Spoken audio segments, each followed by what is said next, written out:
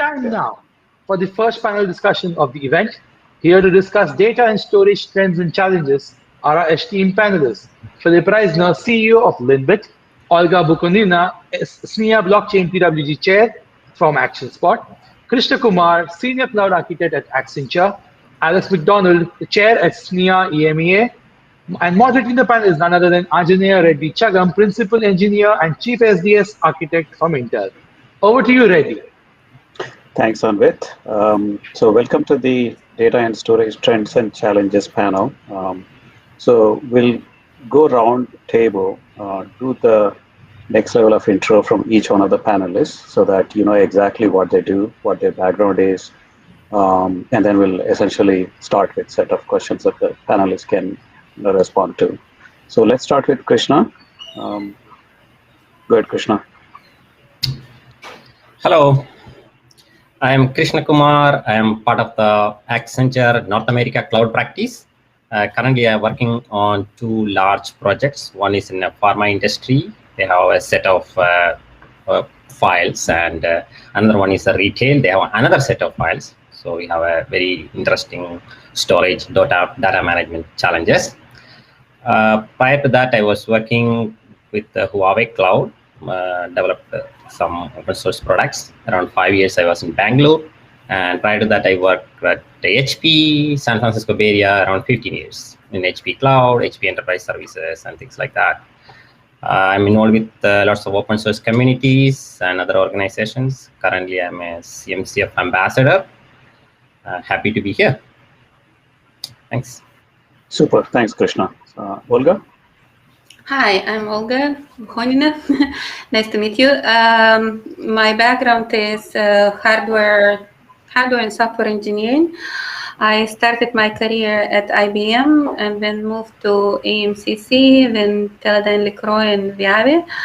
And now I have ActionSpot, a startup incubator, and I also have a blockchain company. And besides all of that, I'm also a last year, SNIA approved the technical working group for blockchain, and I'm leading it.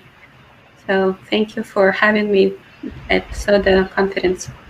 Super. Thanks a lot, Olga. Alex? Unfortunately, Alex's video is not working, so yes, I know you get the going to be only audio only. You get the handsome version of the picture. Hi, my name is Alex McDonald, and I've worked for a number of storage companies through the years, latterly NetApp. Now I am actually independent and looking for work if anyone's interested. Currently, I'm very interested and working closely in industry associations, particularly SNIA, the Storage Networking Industry Association, where I'm the chair of SNIA EMEA, which is the European part of the organization. I'm also chair of the Cloud Storage Technologies Initiative, where we talk a lot about cloud, the CMSI, which is the Compute Memory and Storage Initiative, which talks about computational storage and persistent memories and technologies like that, SSDs, for instance, and the NSF, which is the Networking Storage Forum, which covers protocols. My interests are really straightforward. Everything storage. I've thoroughly enjoyed working in the storage industry. I'm very opinionated, and I'd like to make sure that people don't reinvent wheels. And there's an awful lot of experience we have in the storage industry, and I'd like to think that the SNIA in particular can help people in making sure that they don't reinvent the things that we've already fixed once or even twice before. So that's my background. Thank you. Super. Thanks a lot, Alex. Philip? Hello. I'm Philip Reisner. I'm CEO of Linbit, and I'm in that role since 20 years. And I'm an open source enthusiast, and so nearly everything we do at Linbit is open source. And what we do is we have a storage replication technology that runs on Linux, and it's open source. It's called DOD. And in addition to that, we built a storage orchestrator called LinStore, and that also manages DOD in a lot of cases. And this is what we do. All right, super. Thanks a lot, Philip. So we'll basically go through the same sequence so that it's predictable. So Krishna, let's start with you. What storage technologies are included in the services that you actually focus on, and as well as the product offerings? Okay. Yeah, so basically I can talk about mainly the cloud storage actually, where the industry I'm working right now, and there are other experts, panel members in other areas, right, they to talk. We typically the large vendors actually, they have their own storage technologies actually. Most of the time, we use that one. But actually the usage pattern, if you look at it, we will have block or object storage and file storage and all those things. And it's basically the convenience of usage. That's what we are looking at. Sometimes it will be the performance. That's we go with the high performance storage, that kind of a thing. And sometimes it is a cost-based storage approach. So we will use the object and file, that kind of a storage. And sometimes it is more of a purely like where the storage lies actually, data locality kind of a thing. So in that case, we will look at local storages and I mean that particular region support that kind of a storage or not actually. So it is more of a from the cloud perspective, the technologies are being provided by the big cloud providers actually, and it is of the convenience of usage and the business derive what kind of the storage we use. So that's what generally we look at it. Case of the technologies, it includes the cloud native technologies and similar technologies in combination. Super. Looks like focus is really on solving the whatever the customer needs and make sure they're happy with it. Right. Fantastic. Olga, do you want to cover? Well, for this year, let's focus on this one. So as an action spot, and because we are so centric on a blockchain, we're normally using, at the moment, the blockchain tools like a Solidity platform, like GAF, the MIST, and many, many others. And that's most of our toolkit. We also use a lot of Kubernetes and other applications. So Ola, is it predominantly running the blockchain type of workloads using Kubernetes? Yeah. Do you see that as a popular choice? Like I said, this year, last 2 years are blockchain centric. So it's cloud applications running for blockchain. Blockchain, fantastic. It's an emerging, it's popular emerging workload. Technology, right? And popular workload. For many cases, it's probably will be predominant in upcoming next 10 years, most likely. Super. But I will address the same thing which Alex mentioned without reinventing the wheel. Blockchain is a part of the cryptography and data security. And it's just one of the subsets of data cryptography. And we have to treat it as such. Yep, makes total sense. All right, Alex, tell us something about standardization, SNIA, and where do you see these technologies heading? So I'm a big fan of standards. In fact, standards are what really drive this industry. I know there's an XKCD cartoon out there that says, we have 14 standards and what we need is another standard. We end up with 15 because we're trying to standardize standards. Standards are essential though, and I think the one thing that we forget at our peril is that most, if not all, of the problems that we face today in terms of trying to deliver IT solutions, and in particular storage infrastructure, we've seen either similar or the same problems before and either failed to fix them and sidestep them, or we fixed them. And I think that experience that standards bodies bring to the issues of new technologies in particular. So I've heard talk so far today, we've talked about file, block, and object. And in fact, there are 5 storage technologies now. There's file, block, and object. And there's also persistent memory, which is load, store, addressable types of storage. and computational storage, where we're actually pushing the computation away from the center, away from the CPU and memory. We're pushing it out to the actual drives themselves. And so, you know, we've really got a multiplicity of new storage concepts coming along, but a lot of the problems that we face, we've fixed before. And my interest is in things like CSI, for instance, Kubernetes CSI, where there's a move to COSI, you know, the object interface. And I was always taught that really storage is all about bytes. You start somewhere at byte n, and you read or you write for a length of x, and at some point in an indeterminate future, you return the same bytes that you stored, you know, 10 seconds ago or 20 years ago. So there's an awful lot that we've already done. We already have these kind of guarantees in place. And I'd like to see Kubernetes and other technologies get the right levels of abstraction, get the right types of interfaces to storage. And I think that standards bodies like SNIA have a huge role to play in this, enormous part to play in this. Standards are absolutely essential in this environment. Yep, totally agree. Yeah, the standard abstractions for the emerging orchestration stacks like Kubernetes will go a long way. Philip, what do you think is what are the specific set of technologies that you believe are important? I know you briefly touched upon during the intro. Well, I can speak from my area, and well, we are a provider of software-defined storage.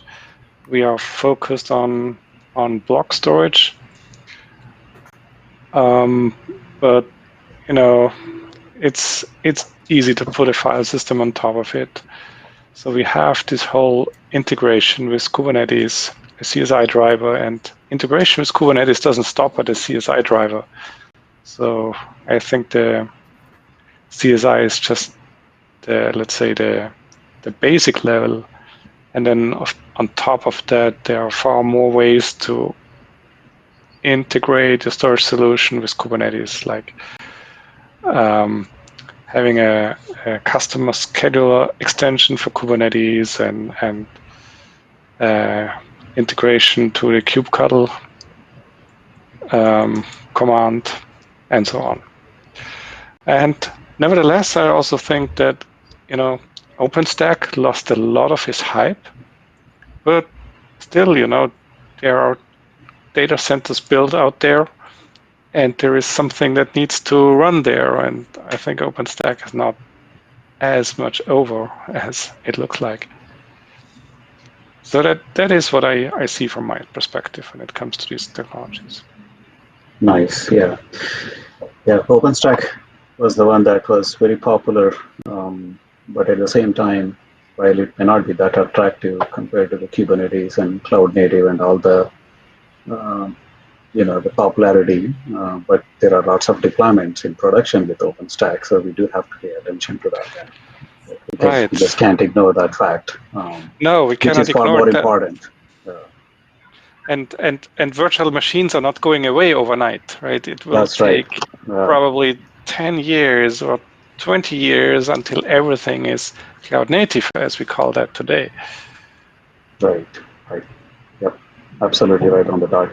Okay, so let's spend some time on the cloud storage usages. So Krishna, where do you see the cloud storage? What are the popular ones that you normally see with your customers, and where do you see this heading out? Yeah, I think a couple of things I can tell. One is, of course, we have storage associated with applications actually, but one of the main usage pattern we have seen is the DR and backup. So cloud is very heavily used for backing up the data set and also associated with the DR. So not only one region will back it up in some other region. May not be across the continent, but in the same continent itself, if you look at the US, we can store some regional western region data in the central or eastern side to avoid the catastrophe, right? So it's highly used for DR purposes right now. A lot of customers are preferring that. We have seen that. And backups also, it's not only the traditional backups, but for example, some of the big data sets, it provides its own backup. But addition to that, we have been taken extra cautious so that some mistakes happen from human intervention, right? Some manual mistakes, right? We need to take a backup. So we have seen people are backing up additional data sets to have to meet their RPO and RTO kind of a thing. So that's one of the use case we have seen. And another is file management. The cloud is basically in the usability, right? The usability factor is very high in the cloud. So it's a convenience of file share. It is there. So it's been cloud is been used for like a file management kind of a thing. We have seen that actually. And third party is cost management. And if you look at total cost of ownership in cloud storage, in cloud, it's much lesser actually, right? You can have a large data set stored in the cloud with a very minimal cost actually. So these are the two, three major use cases we have seen commonly with our customers. Nice. I guess on the cost management, most likely because you have so many different ways of deploying the cloud storage. Yep. I'm assuming there is a way to, optimize the data movement and tiering and all that stuff to get to the best possible TCO as well, right? Yeah. In fact, large data sets, people just store it in the cloud and just sometimes they ignore it. But irrespective of that, it is still a good place to store the data actually. Right. Compared to each other. Yeah.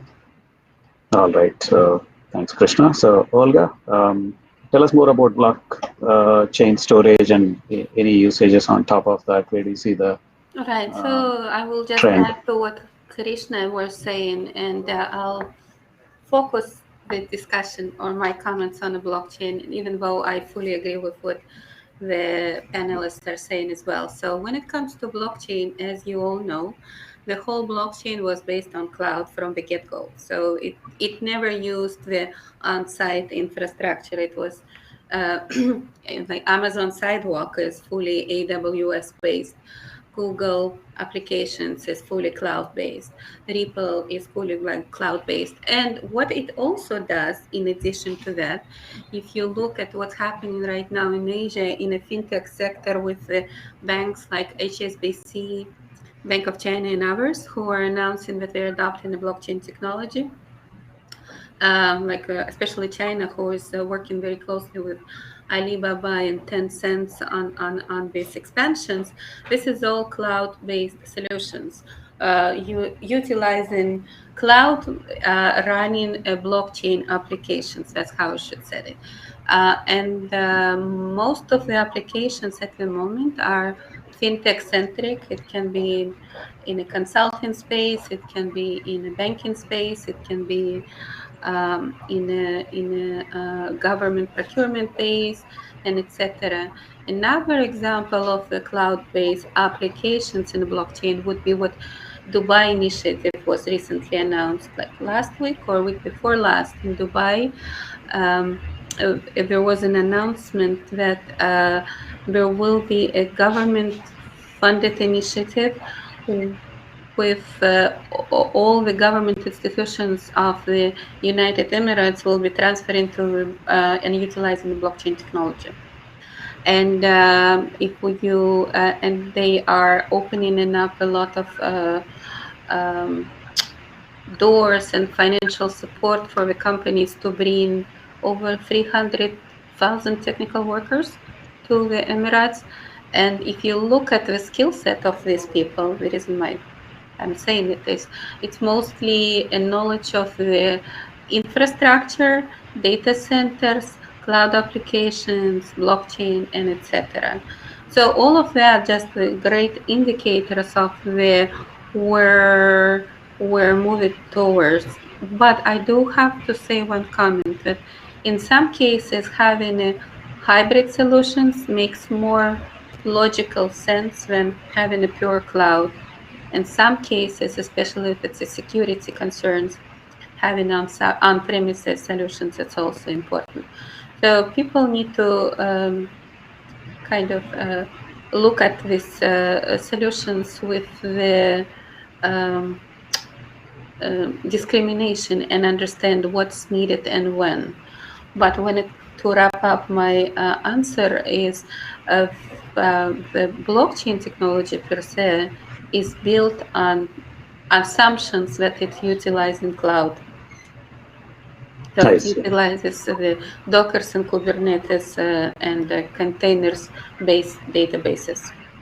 Nice. Okay, cool. Thanks a lot, Olga. Yeah, it's looks like the containers becoming a very because Kubernetes becoming a good so it's all container-based.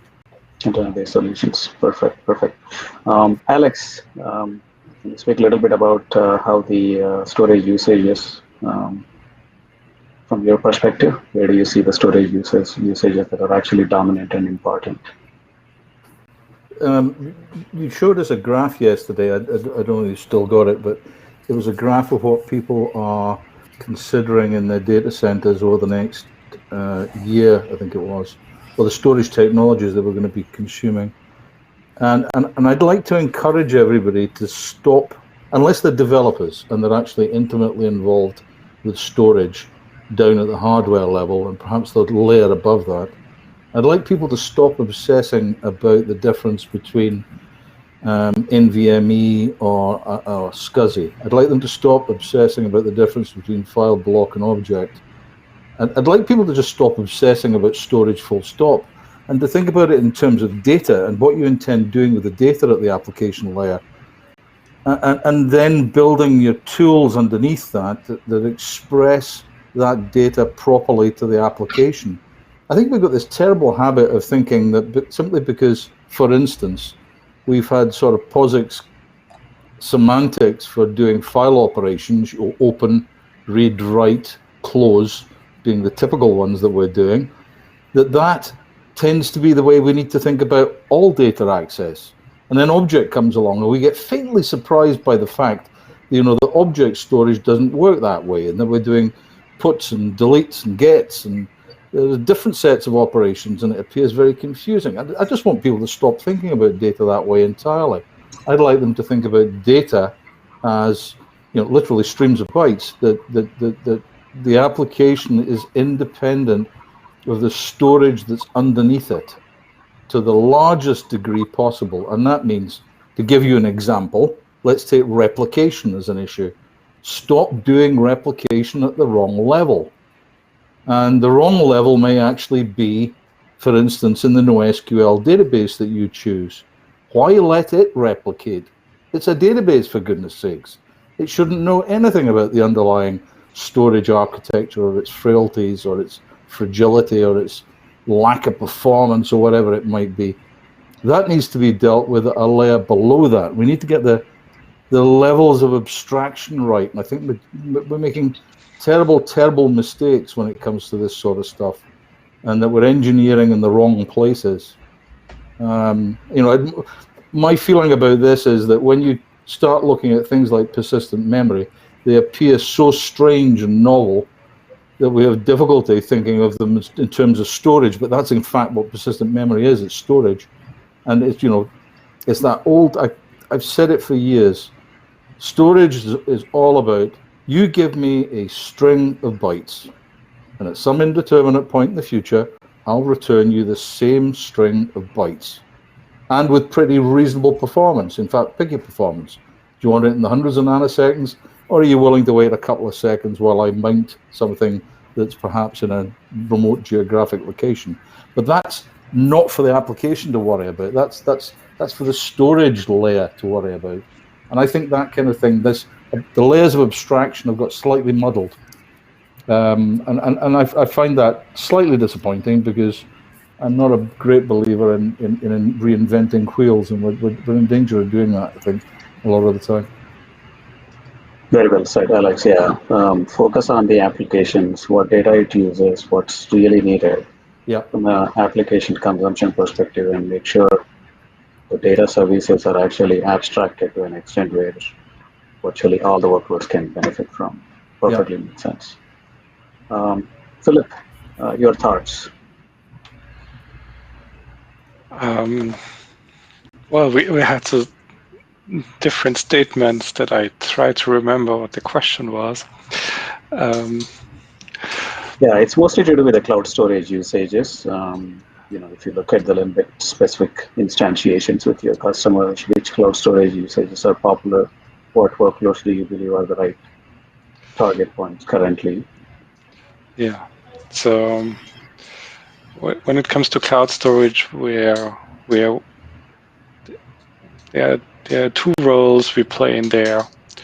One is we support people building their private clouds, and they have the need for persistent storage.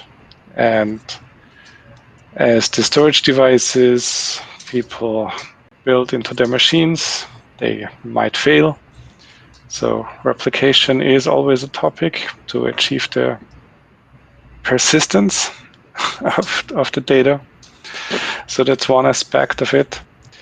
Then combining on-prem clouds or private clouds and public clouds, that's of course a big topic, or replicating between multiple public clouds, between on-prem and public cloud.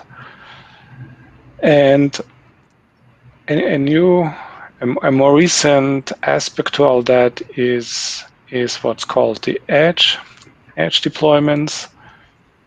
And one way of looking at edge deployments is, well, let's call them a high number of regions or availability zones.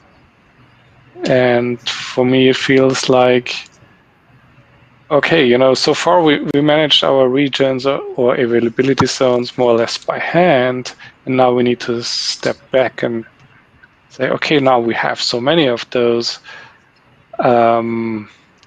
we need to automate that as well. So that is what the edge aspects, that's my thoughts on that. Nice. Yeah, it's nice to hear the edge specific use cases, which is another area where we may need a lot of work, specifically having the data replicated from edge to the cloud backend, and of course, inter-cloud replication. Those are all very important vectors to consider. Very well said, Philip. Thank you. So let's look into where do you see in the next 3 to 5 years, what are the emerging set of technologies and the use cases that that need most of the attention from investment perspective and adoption perspective? Let's start with Krishna. You're asking me? Okay. Let me take one or two use cases, then I pass over to other guys. One of them I definitely believe security, which is there in top of the items actually. When security, we already know the encryption and data rest, data motion, all those things. But now what we have seen is when the data set is there, the data, other than the GDPR compliance and other requirements, there is a need to access maybe a row level or column level data, right? Only not the entire data set, only a small part of the data set needs to be accessed. We have seen that because in a large enterprise, let's say we have 100,000, 200,000 employees, I mean, you cannot expose the data set, right? I mean, you have to expose only a small piece of the data. So what we have seen is that we need to have a specific access mechanisms and only that data to be exposed to the people. That's the one thing. Secondly, let's say if a person is able to access the data in US, if that person is traveling to other part of the world, he should not access the data. The data may be same. I mean, the person may be same, right? He should not access the data in some other country because that data is restricted to this region. So we have seen a lot of access mechanisms and technologies in place where, the data should not be exposed beyond the boundaries where the customer intend to use it. So that I believe it will be more stringent and more technologies will evolve how data can be granularized and accessed actually. And second thing is I would say application aware storage or data, right? Right now Like sometimes data should be completely separate than application, but in some cases, application needs to be aware of the data. For example, performance issues and so many other cases. So these are the couple of use case scenarios we have seen with our client to make more efficient usage of data. I see. Interesting set of use cases. Specifically, the one that I liked is the location-based access control. Yeah, it is very interesting. For example, somebody is accessing a US data, and let's say he's traveling to Iran or let's say North Korea. I mean, I'm just telling an example. The data should not be accessed, even though the person can log into the same cloud and access the same thing. He should not be able to pull the data, right? Like that, there are so many permutations and combinations are there, where who can access the data, kind of a thing. So these are some of the use cases we have seen recently.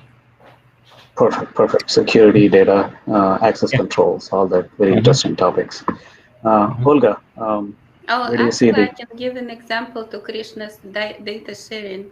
So we have a startup in action spot, International Seismic Data Processing, now we're FRS Express.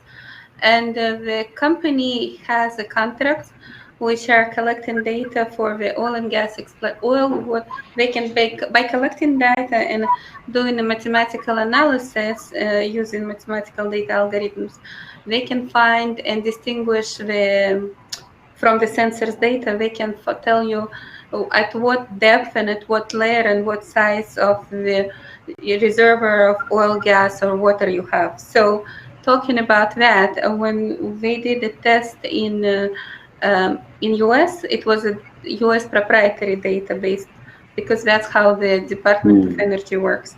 And when we did a test in Russia, we couldn't even export the data. So we had to take a computer sphere, process data, and leave everything there. So we couldn't even move anything. I see. So that's an example of the application. So in oil and gas industry, it's been established since the day one.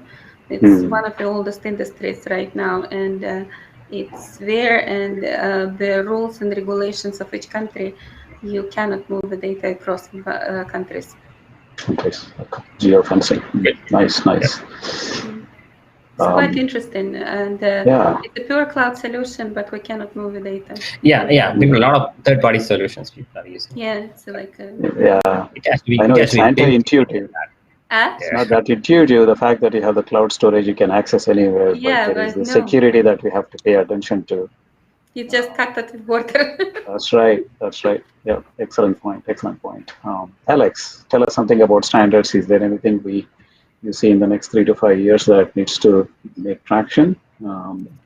I'd like to follow up actually on those 2 points that Olga and Krishna made. And this is just a quick observation because it's to do with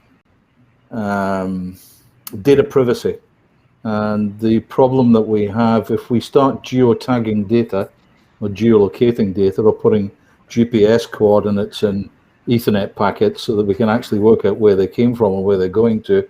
We suddenly given every good actor and every bad actor on the internet every excuse to go around blocking data as and when they see fit. And I think we need to be really careful when we start talking about securing data, particularly by geolocation. There are some really big ethical questions that I suspect none of us are capable of answering. But it is one thing that bothers me enormously. I'm a big fan, for instance, of Quick, which is a replacement, which is HTTP3 basically, which is a protocol that Google donated to the IETF that's been developed further and is going to make its way into NFS and has already made its way into SMB, the 2 major file protocols. And Quick provides you with true end-to-end security. And I'm a big fan of that. I don't know whether the governments of the world are big fans as well, though that's probably not the case. So, data privacy is one thing. The other thing, just to talk about standards, was this.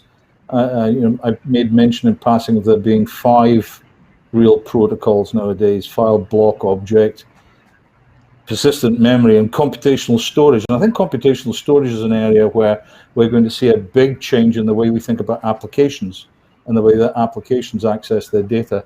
So instead of asking for small parts of the data set, which is what I think Krishna was hinting at, you've got large sets of data and you're only looking at particular parts of it, that we may actually ask the devices themselves to be smart about the data and tell us what they know about the data that they've collected. So to give you an example, we may have storage devices that are able to run processing on the data to collect metadata, and we can go out to the storage device and instead of saying, give me every object that's got their a metadata tag of red, because that's all I'm interested in, and passing back all the red objects, we can actually say to the device, how many red objects have you got? And if the answer is none, there's no data transfer. It's a simple ACK-NACK type message that we can send a device. And I think we're going to see a lot more of that. We're going to see DPUs, data processing units, appear in smart NICs and in smart network cards that are able to transform the data as it passes through the network. We can actually process data on the network rather than having to move it to a CPU to get processed or a GPU to get further smashed and variously computed on. So those are the areas I think we're going to see big changes. Computational storage, where the storage becomes a lot smarter, and the second is actually having smarts in the network, where the network can actually do. So effectively what we're doing is pushing the compute out to where the data lives. So where the data lives is at the edge. That's normally where it's generated, collected. And then as we're moving it, we can process it as we move it. Without having to think about it in terms of data centers. I think data centers, Philip said that it's going to take us 20 years to get rid of VMs. It's going to take us about the same length of time to get rid of data centers, but we will get rid of them because the compute's going elsewhere. It's not hanging around in big machine rooms anymore. It's going to be at the edge. It's going to be on the network. We're not going to see data centers that we're traditionally think of. Excellent. Thanks a lot, Alex. I think the computational storage, the emerging pattern of data centers and cloud becoming highly distributed are the themes to watch out for, like you said. Yeah, I mean, just to add one point to that as well, is this thing about where is my data? Yes. Geolocation is one thing, but where is my data is another question. And if I've got data processing taking place on the network, then the concept of data becomes a bit fuzzy, to be quite frank. In fact, it becomes more than a bit fuzzy, it becomes really fuzzy. Right. And again, I get concerned about privacy concerns and about the kind of things we'll be able to do in the network to data without anybody really knowing about it. I think that's a serious problem as well. Yeah, totally. Yeah, completely agree. Philip. Yeah, so circling back, so the question was, what will happen in the next 3 to 5 years where we'll see the investments, etc., right? Right. So from my point of view, where the customers are driving us is, and just to remember you, we are doing this software-defined storage and open source, right? And where the customers are driving us is that we adopt our software to the high-end hardware that is around. And when I look at persistent memory, I'm a bit, let's say, concerned if it will be really adopted by the market. I think this factory producing the 3D crosspoint is not going to produce it in the future. So I'm not that convinced that persistent memory will be the next big thing. Okay, Philip, just a quick interrupt. Instead of calling it persistent memory or 3D crosspoint, how about storage that is load store addressable? Yeah, that I would also call that persistent memory, but okay. I'm happy that we have the standards, and We already support it in our software, but so far, the customers that drive me today don't ask about persistent memory. The customers that drive me today, and that is what we will do for the next 3 years, they have super fast NVMe drives. And as of today, they might go by the brand name Optane. Maybe next year they go by another brand name. I don't care. The thing is, we have single PCI devices doing like 1.6 million IOPS, and the server could have 8 of them. And that is a real challenge for me in building software that does all these things like, replication and splitting it up and everything, right? So this is what will drive my organization for the next 3 to 5 years. Excellent point, Philip. Yeah, the device providing you the extremely high number of IOPS and having so many of those devices that are actually affordable. How do you ensure that the software stack can actually take advantage and exploit that functionality and performance attributes? It's a big focus area. All right, so Anvit, I don't know how much time we have. Do we have time for one more question? We can't hear you.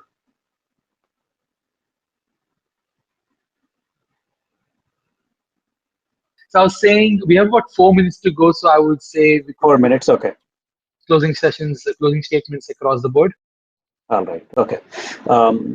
Let's cover one specific interesting topic because this is SODACON. I would like to hear your perspective on how SODA can actually bring in value. As you know, this is all open source ecosystem where we have significant number of folks contributing to SODA. Tell us about how we can actually add value through the SODA investments. Krishna.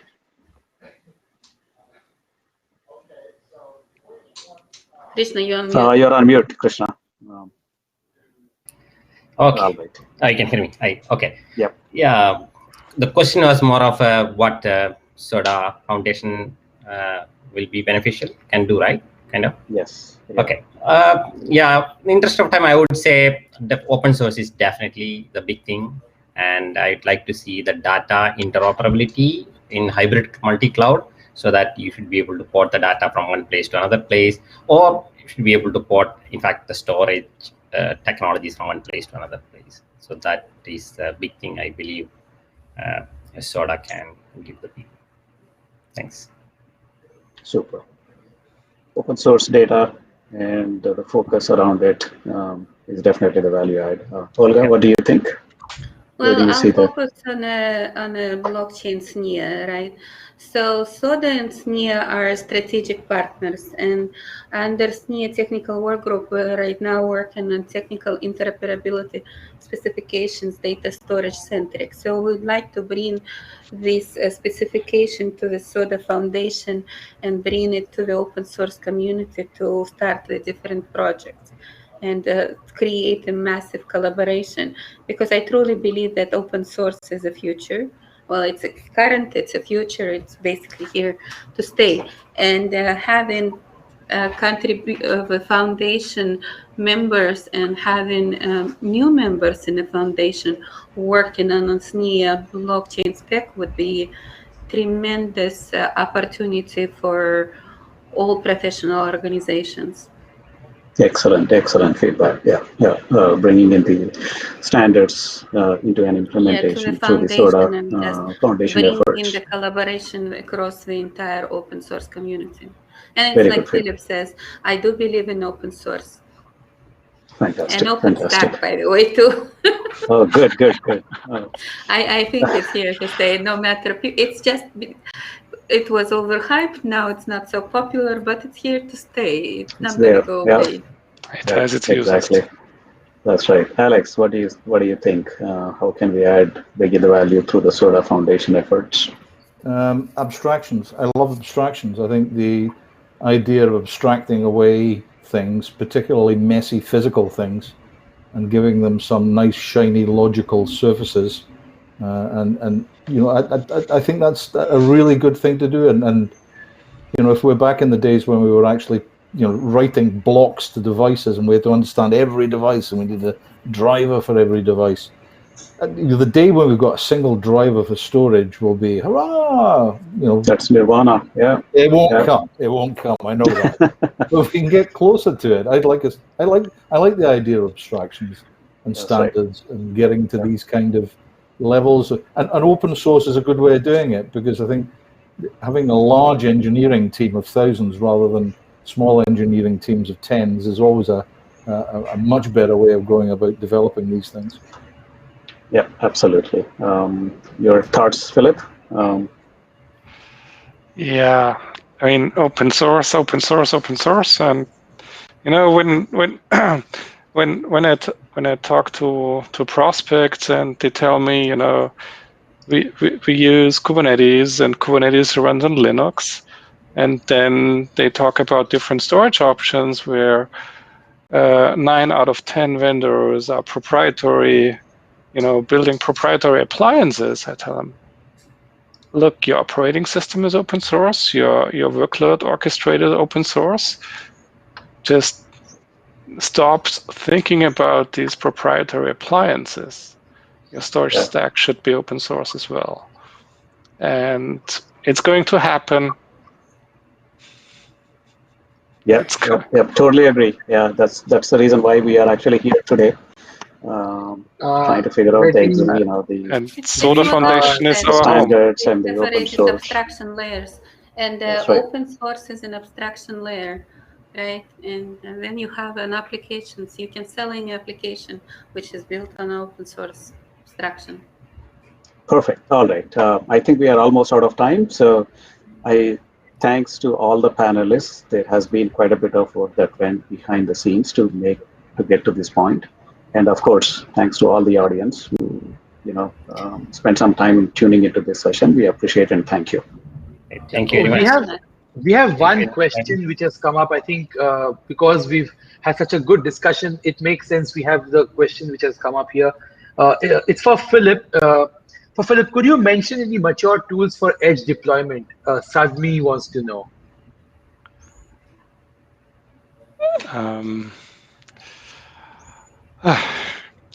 Actually, we can open it for everybody as well. Okay, yeah, you know, edge is like the word edge is like a hype going around everywhere, and everywhere has some thoughts about it. And you know, I think we need to start at the workload orchestrator, so Kubernetes. So Kubernetes has an edge project. The last time I looked, it was not KubeEdge, KubeEdge, right? It was not ready for prime time, but you know, things are evolving quickly. There are workload orchestrators on the VM level, so I think the OpenStack guys are working on something, the smaller ones. So I would say literally everyone works on it, and the same is true for the storage aspect, right? So now when the workload orchestrators are there, we move along with the storage layer and all the things that are now needed for the edge deployments, like. But it's like the workload orchestrators first, because they set what they do, right? How automatic the workload moves between the edge locations or the central cloud location, etc. So the answer is, it's not yet here, I would say. Oh, okay. It's not here, but there is a lot of activity going on. There's a lot of activity. There's a lot of activity going on, right. All right. I think that pretty much summed up what we were discussing. There's a lot of activity happening, and it's all happening in open source. That's good. Yeah, exactly. We all love to hear that. Yeah, thank you so much. Thank you so much, Krishna, Olga, Alex, Philip, and Reddy. It has been an invigorating conversation. This panel was really nice, and we hope that everybody can join hands and collaborate at some point. I'm pretty sure we're getting to that one driver that serves all storages. Thanks, Reddy. Yeah. All right. Thank you. Thank you. Thank you, Red, for Uh, moderating it. Thank you. Very good job. A very quick announcement. The next session will be cancelled as the speaker was not able to join. Ning Wu and Xiao Tang, I request you to join backstage in your session. We will be taking that up next. And that is coming up next on our sessions. That is stateful application protection using SODA plugin and SODA management framework. I request Ning Wu and Xiao Tang to please join the backstage. And everybody please join the session, stateful applications. Thank you so much. Thank you. Thank you.